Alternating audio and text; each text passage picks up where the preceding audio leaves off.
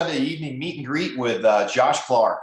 Josh is a really good friend of mine and my family's, and just the entire Clark family has been a blessing to us in our hearts and just growing this life together. And it's an absolute joy for me tonight to be able to introduce Josh as a U.S. Senate candidate running in the state of Georgia, and just a great, great guy. Let me tell you just a second why we do this. It's another Sunday night, another 5 o'clock meet and greet. I'll tell you why we're on every single Sunday.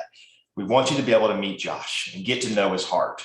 So many people have so many preconceived notions about politicians or about individuals all themselves. I'll wear my American hat and you'll have a preconceived notion about why I even wear the hat. You want to be able to eliminate those notions and be able to get to the heart of who Josh is, get to meet him, meet his family, and know who you have the opportunity to vote for in the U.S. Senate race. So without further talk from me, let me turn it over to Mr. Josh Clark and let you guys and girls give an opportunity to meet him himself and who this U.S. Senate candidate really is. Thank you, Josh.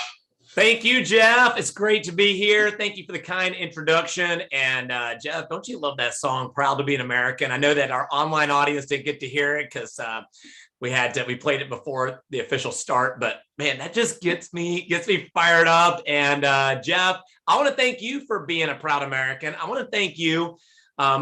Folks who are just learning about us today don't know your story, and there's a lot to that, but I'll just say this. Thank you for walking away as a CFO for a large construction company, Reeves Young, because you believe in America. You believe in the importance of electing patriots to go down and serve us. And you recognize that it takes a lot of people sacrificing to get the right people, good people in office. So I want to thank you for leaving everything, coming on board for free to be a part of this team, and so many others that are making today happen. Again, my name is Josh Clark. It's great to be here with you today. Some of you may have come out. You've heard about this U.S. Senate race. We're still a few months out. It's May 24th, so it's coming quick. But you may have heard there's a celebrity in the race, and I just want to dispel any rumors. It's not me. Okay. If you showed up expecting to see a celebrity, I'm sorry to disappoint. I can't run the 40-yard dash in 4 seconds. I didn't win a Heisman Trophy. Didn't win a national championship, but I am a Bulldog. Some of you might have to forgive me for that, but I am a big Georgia fan. But and more importantly, though, I'm a Patriot, just like all of you. And I say just like you because I think that's a very good, safe assumption, because for you to take time out of your busy schedules to find out who's running to serve you in Washington means you understand the importance of making this decision and choosing wisely. So thank you. So over the next few minutes, I want to share with you a little bit about who I am, why I'm running, why I humbly believe that I am the best choice, that I am the only proven conservative in this race, and why I believe that I can win if you give me the chance, and we can take back the Senate. We can stop Biden's radical, socialist, big government agenda in Washington. And I believe the stakes have never been bigger than they are right now. So first of all, who am I? Well, I was born and raised in Georgia. I was raised in Swanee, Georgia, on a small farm as the oldest of 10 children. And so I don't know how, I like to say I'm just an average. In fact, we were below average as far as we were the poor talked about, but probably 10 children isn't average either. People say, why'd your family have such a big family? And I like to say they had me, and they said, wow, by accident, because they weren't planning on having 10 children. They had me, and they said, well, you know what, let's have more. My sister says they had me and said, surely we can do better. In any case, they had 10 of us, and never a dull moment growing up. Lots going on. And I learned, growing up as the oldest of 10 children, I learned to serve at an early age, not only because there was a big family and a necessity, and grew up on a small farm, but also because my mother's health took a serious turn for the worst. And for several years, she was very sick. And, I believe that all things work together for good in the end. So looking back, it was some challenging years, to say the least, but I wouldn't change a thing other than my mother, suffering. But thankfully, she's still with us today. But the reason why I wouldn't change anything is that it taught me again how to serve, and that life wasn't about me. I had to step up as the oldest. I had to help raise the kids. I had to change diapers and learn how to do chores, and I had to run the farm. And I pretty much worked most of the time. And you know what? That's not so unusual when you look back at previous generations. I loved sports, still love sports, love to play sports, but I had to give that up. And because again, that's a privilege, and we didn't have that privilege both financially and in terms of all we had to pull together as a family to overcome just the day-to-day challenges. I was also homeschooled. My mother was a teacher, and she chose to use that teaching degree to teach us. Some of the benefits of that was I became, I would say, a patriot at an early age. Learning about our founding fathers, learning about a history of our country and our heritage, and why this country has been so blessed to take this quantum leap, why we're only 4% of the world's population, yet we have the majority of the inventions came out of America. It's unbelievable. And so those things really gave me a pride to be an American. And I also learned from an early age that freedom's not free. We had 13 immediate family members served in the military. I've got 4 brothers who served on each side, 4 served in the front lines. And so, we are a service family. Right out of high school, first of all, right out of high school, I helped my parents to purchase their first home. Till I was 20, I gave them everything. Because families pull together, and that was one of those sacrifices I needed to make so that the younger kids would get to go serve in the military and do things like that. Well, the next thing I did is shortly after that, out of high school, I started getting involved in political races. Not because I thought I'd be in political office. Really, I thought I came from too humble a roots to ever be able to do something like that. But one thing that I knew was I knew that freedom's not passed in the bloodstream. It's got to be defended, that we have to get involved, that we can't just get caught up in our prosperity. We have to make sure that this republic remains free. And so I got involved in state house races, U.S. Senate races. We had 2 Democrats at the time. I rolled up my sleeves to help turn the state red. With a father who's a pastor, my parents had me memorize literally books of the Bible growing up. One of my favorite verses, one of them, was that when the godly are in authority, the people rejoice, but that sin is a reproach to any people. And so that was one of the things that drove me to want to see godly people step up and run for office. At 30 years old, kind of fast forwarding, I almost skipped in between high school and me running for office later on. I built a couple of businesses, and I married my childhood sweetheart. You're going to hear from her in a few minutes. That's certainly my greatest, if you want to say, I can't take it as an accomplishment, but I was blessed. And you'll meet her. She proposed to me when she was 5. I accepted before she was old enough to know better. So I do know how to close deals, y'all. We're going to close this one here and take back the Senate. When you meet my wife, you're going to say, yeah, he knows how to close deals. Anyway, I'm also blessed with 6 children, 6 to 18. And but at 30, I was challenged to run for office myself. Halfway through the month, I said no. I just had best months in business. I was expanding my real estate business. It was after the crash. I was buying real estate, buying foreclosures. Both businesses were doing great. I just thought, why would I take the oath of office and pledge of poverty at this age? I got too much going on. We were headed to Bolivia for 6 months the next year as a family to serve with orphanages and with a good buddy of mine. And anyhow, but it's a story for another day. But God spoke clearly as he did to us here this past year. And we knew we needed to step up. And so we did. And people said we'd never have a chance of winning. I was only 30 years old. I was running 4 people in the race. I was running against a prominent attorney from the Reagan administration. I was also running against a former chairman that the AJC, our big state newspaper, said be the next governor. And you know what I learned? With God, all things are possible. With an amazing team, you're running for the right reasons. You can win. We worked hard. And a year later, we won by a landslide 70-30.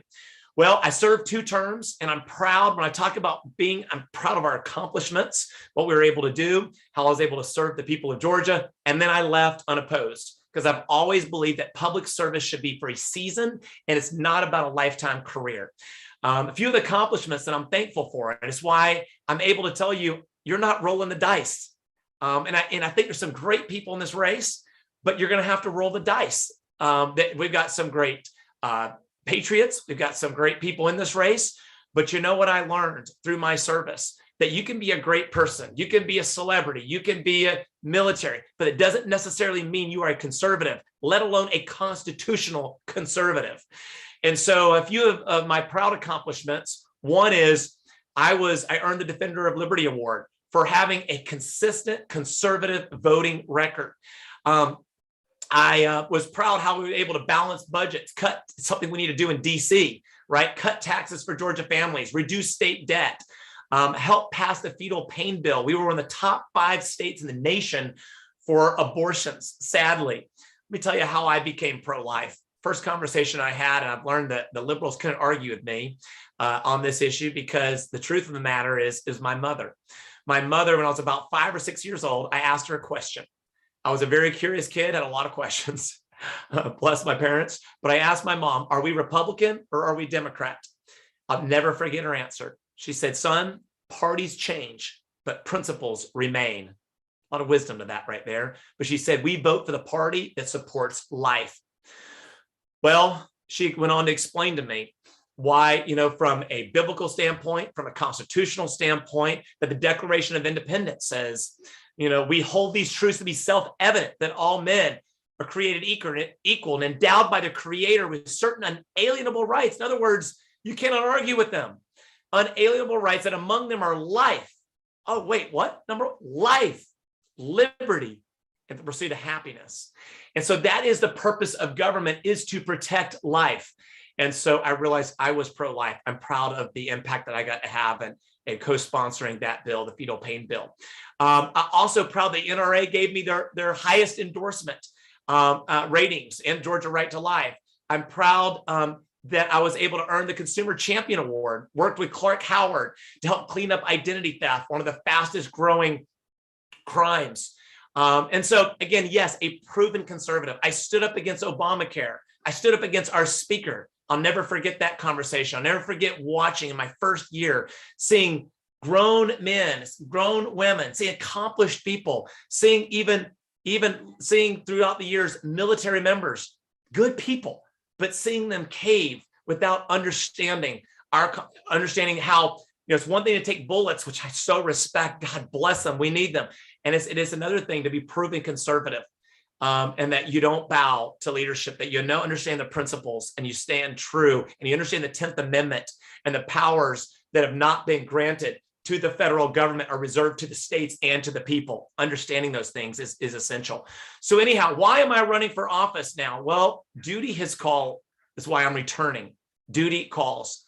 I am so upset and concerned about what is happening to our liberty. We are watching, our country is at a crossroads. I believe this is a time, as Reagan said, for choosing. I believe that we need somebody who's experienced, who is proven, who you can count on, that will step up and serve and then come back home. And so some of the issues that I'm very concerned about, in fact, this has led to sleepless nights and me realizing that even though I had my next 5 years planned out, and this was not part of it. Part of it was we were going to go serve in Costa Rica with an organization we started, Serving is Living, and learning Spanish as a family. But you know what? We've got to take care of home first.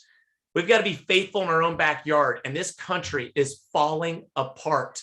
We have got to take back the Senate. We've got to rein in. We've got to send people to Washington that are there for the right reasons. And so the Lord just spoke to me.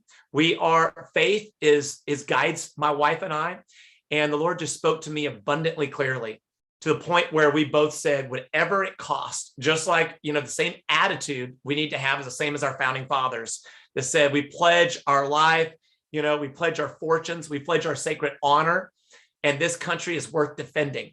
If my brothers can take bullets in Afghanistan and watch their comrades die within the first 2 weeks, 2 of my brothers witnessed that, then you know what? It's worth me standing up and not forgetting why I'm there and why I've been sent by my family and by you.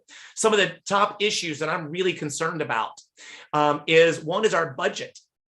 I have 6 children, and when I think about their future and I think about the fact that our debt is at 29 trillion and growing, it's beyond our GDP. gross domestic product. When I think about the fact that we are literally stealing from future generations, and I think it's the epitome of selfishness to rob future generations, steal from them in order to take care of our desires today. We need to understand the difference between wants and needs. See, when you grew up as the oldest of 10 and you eat beans and rice and cabbage for a month, and in fact, most of my years, it was pretty much that's what we did eat. When you sleep on the floor for years because you have people living in your home, you learn the difference between needs and wants. I understand that. I know how to pinch a penny. It's like I told somebody yesterday when I saw a penny on the ground, I said, either you're going to pick that up or I'm going to pick it up, because I made a promise as a teenager that he was faithful in that which is little, be faithful in that which is much, and I won't pass a penny. It's getting to be annoying these days, but you know what? It reminds me, and it's going to remind me when I serve you to value the little things. So I'm concerned about our debt. I'm concerned about borders, our open borders. I'm a compassionate conservative, but don't misunderstand me. Compassion is not an excuse to bend the knee, to weaken the spine when it comes to standing up on conservative principles. To stand for conservative principles is to be compassionate, because that's how you have a nation that is prosperous and is a blessing to its citizens and to the rest of the world. What is happening with our borders is an absolute travesty. It makes me upset to even think about what's happening, because when you have borders that are not secure and are not protected, you have sex traffickers coming across that border. That means young girls between the ages of 12 and 14, half of sex trafficking happens between those ages. Okay. You have young girls and young boys in slavery today.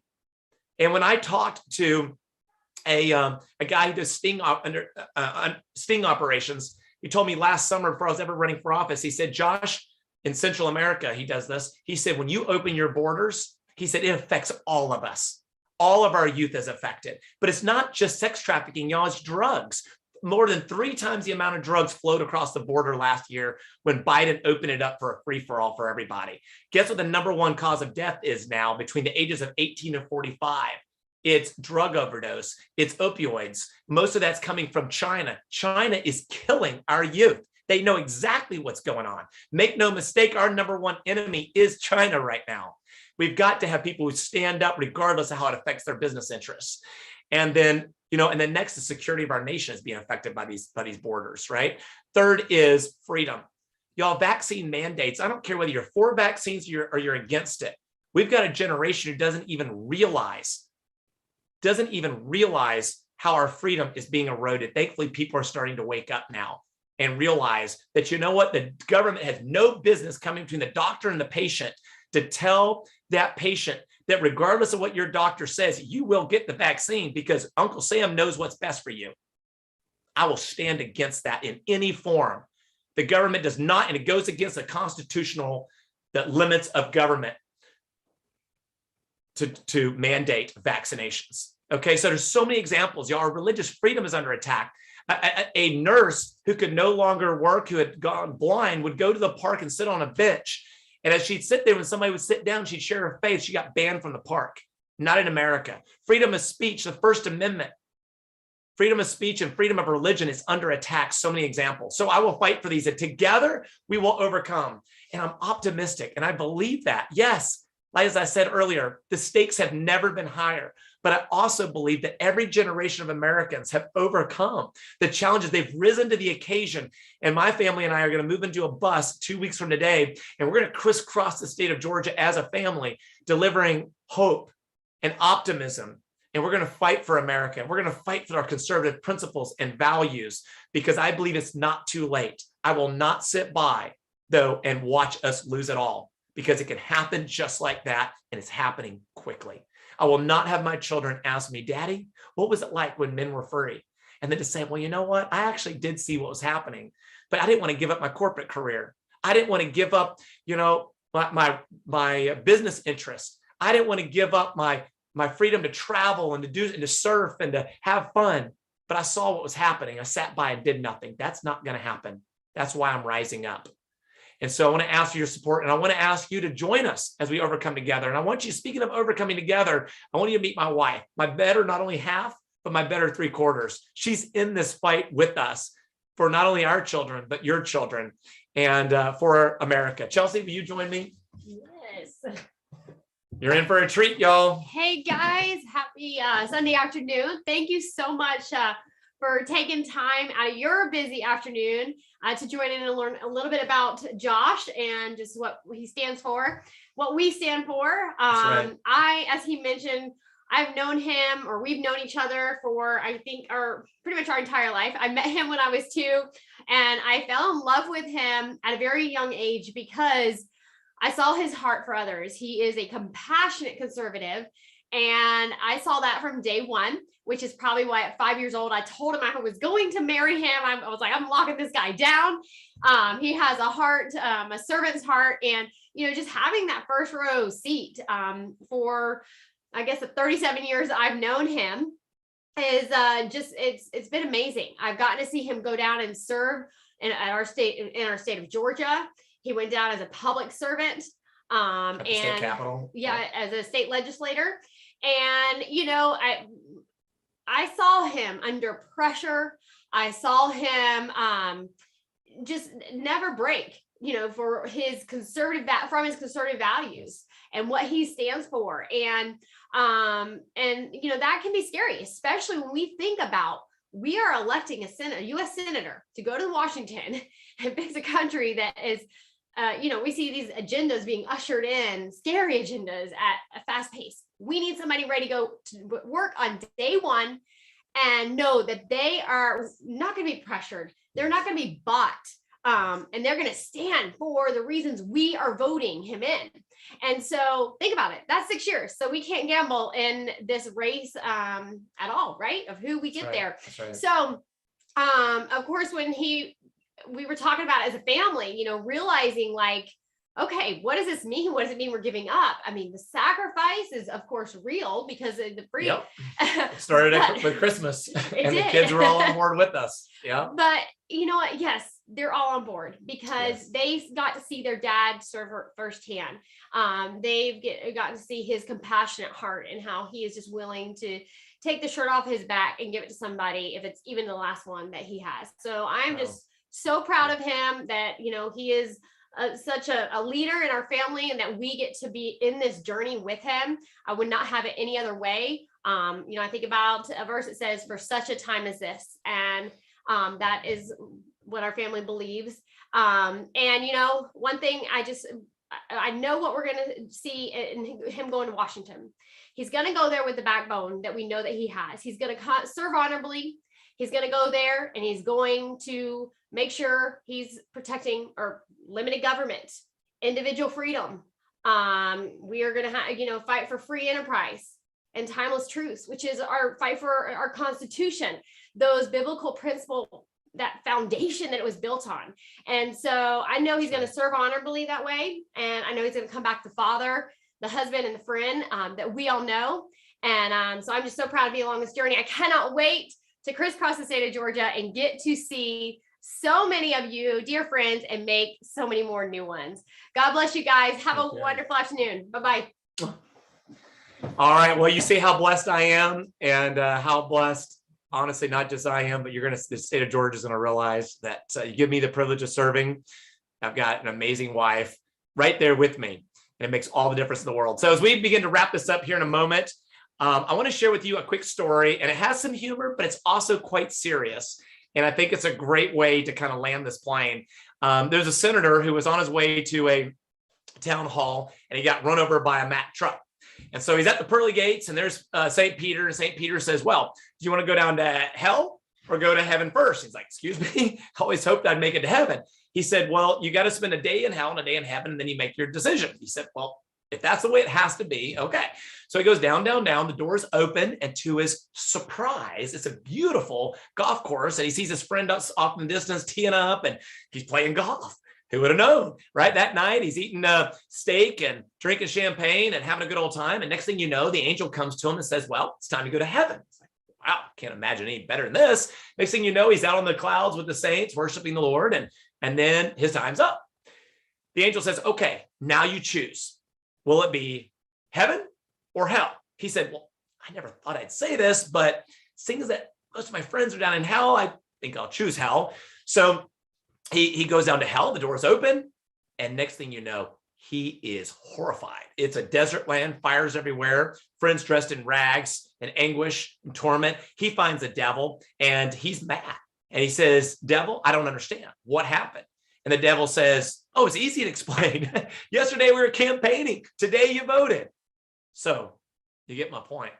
This is a time for choosing. This is serious. We've got to choose right. It's one thing to see a candidate in the campaign. It's another thing. Are they going to fight for you? And will they stand for the Constitution? I'm a proven conservative. And I do have the experience, and I've walked away and left it. It's not about a political career for me. I'm coming back because we got work to do, and I need your help. I'm asking you, please don't roll the dice. One of my opponents, I'm going to keep this positive, but I think the issues are definitely should be on the table. My opponent, Herschel, last summer, there's a video on my YouTube channel where he says that because of changing demographics, he says the Constitution should be changed. He went on to say we need a progressive candidate who understands that, his words. And so I think he's a fine guy. He was my childhood hero, in fact, seriously. We didn't watch TV growing up, but I knew about Herschel. I got stories to tell you about trying to be like Herschel, doing push-ups and all that. I didn't end up like him, but I wished I could have. But you know what? Again, it's not about who's the celebrity, who's a nice guy. We need somebody to go fight for us. And I am that guy for you. We're all in. Everything's on board, just like my campaign manager who walked away from everything, no salary, nothing. Same thing with us. We've walked away from my corporate career. We're all in, and the family's in. We look forward to seeing you. We hope you'll host us, that you'll come out and support us as we seek to serve you. And I want to remind you of this. All that it takes for evil to prevail is men of good conscience to do nothing.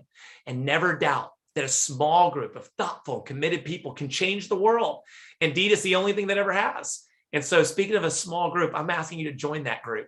All we need is 2,500 people who will commit to go out there. If you'll talk and text 5 people, our website, votejosh.com. And if they'll commit to sharing it with 5, who will share it with 5, guess what happens? We avoid a runoff. A lot of people think we'll be in a runoff with Herschel. We'll avoid the runoff. We'll win this thing outright. You know, all we need is just over 300,000 votes to win this. 5 people. If you'll talk to 5, who'll get 5, who'll get 5, we can win this. I'm going to do that. I built a grassroots team last time. Together we won. I should say I did. We did. And so I'm going to ask you to pray for us. Text 5. And I'm going to ask you to even consider giving even a few dollars to help us with yard signs and all that are now available. You can go to our website, votejosh.com, to sign up. Click get involved. Sign up. Check the boxes where you're willing to be involved. Want a yard sign? We'll get it to you. And finally, I'll close with this. If you have comments, questions, please go to our Facebook Live broadcast. I will go there. I will check that. Me and our team will respond to you. I'll leave you with this. I love this Patriots pledge. It really fires me up. It's found in the pocket of a World War I soldier who gave his all for our country. And in his pocket, they found this note. It said, America must win this war. Therefore, I will work, I will save, and I will sacrifice. I will endure. I will fight cheerfully and do my utmost as if the issue of the whole struggle depended on me alone. So we're going to fight as if it depends on us alone, but we're not alone. Thank you for joining us. God bless, and God bless America. Look forward to seeing you.